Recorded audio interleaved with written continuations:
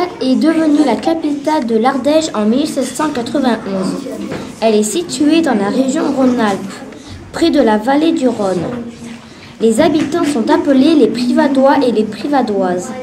Il y a environ 8300 habitants à Privas.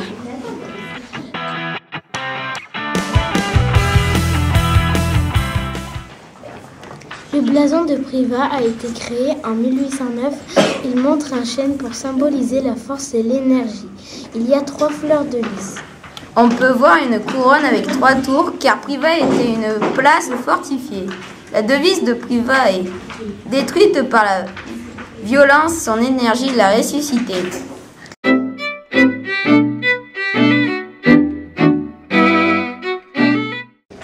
Le Mont Toulon est un volcan qui n'est plus actif. Il domine Privas. Il y a longtemps, il y avait une forteresse. De là-haut, des soldats protestants protégeaient la ville. Mais la forteresse fut détruite et les soldats furent tués en 1629 pendant le siège de Privas. En 1840, un prêtre y fit ériger 3 croix en bois.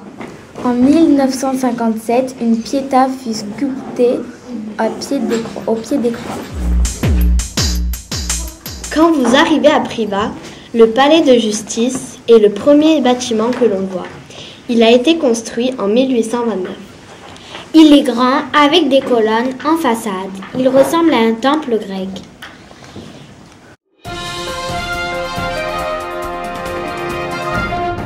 La tour Jeanne de Poitiers fut construite au XVe siècle. La tour est située dans le coin de la place de la République. C'était la maison des personnes qui dirigeaient Privas. Elle est très jolie.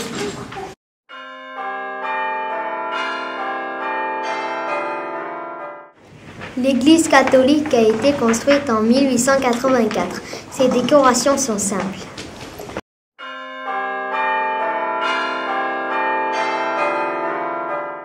Le premier temple protestant a été construit en 1629 pendant le siège de Privas. Un nouveau temple a été construit en 1820. Il a été inauguré en mars 1823. L'architecture est classique et la décoration très simple. Les fenêtres en demi-cercle évoquent un bâtiment religieux. Il y a une cloche qui s'appelle Marie Durand. Marie Durand était une femme protestante locale très connue. Le temple est en face du cinéma.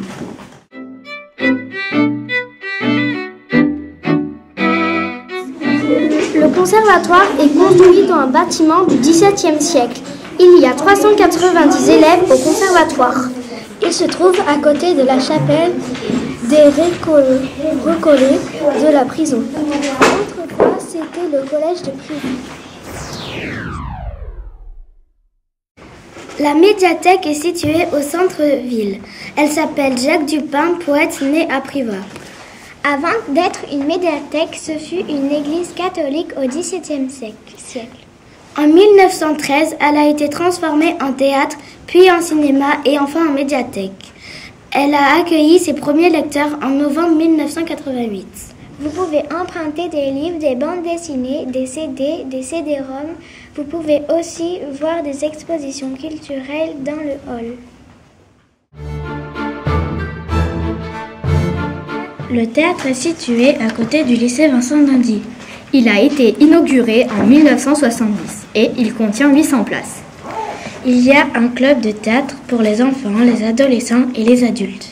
On peut y voir des concerts, de la danse, du cirque, des pièces de théâtre, etc.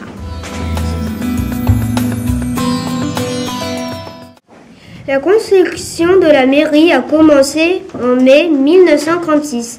Elle a été inaugurée juste après la guerre.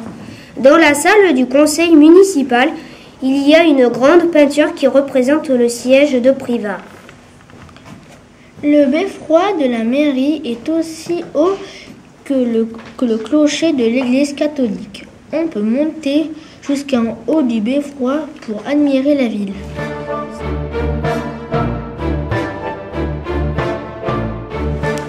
La caserne Rampon a été construite entre 1855 et 1861 pour y loger la troupe. Devant la caserne, il y a une grande place qui s'appelle le Champ de Mars. Aujourd'hui, elle sert de parking et de lieu pour organiser des animations comme des compétitions de sport, la foire, le bal du 14 juillet.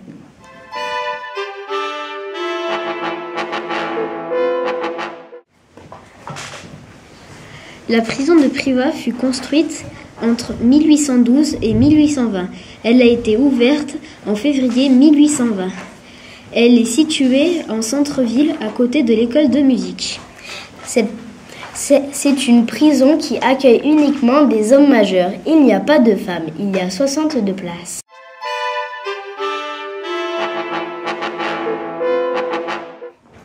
L'ancienne gare ferroviaire était près de notre école. Elle a été inaugurée en février 1862. Elle servait à transporter le minerai de fer qui était produit dans la région. Elle transportait aussi des voyageurs.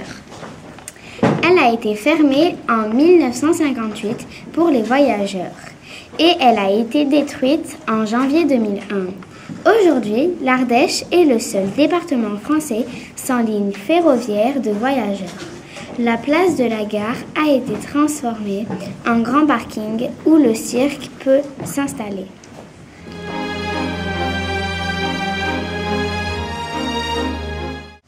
Le pont du 13 date du XIIIe siècle. C'était le seul passage pour traverser l'Ouvèze et accéder à Privas. En 1629, les soldats du roi Louis XIII l'utilisèrent pour envahir et détruire Privas. Aujourd'hui, c'est le plus ancien monument historique de Privas et il a gardé sa beauté authentique.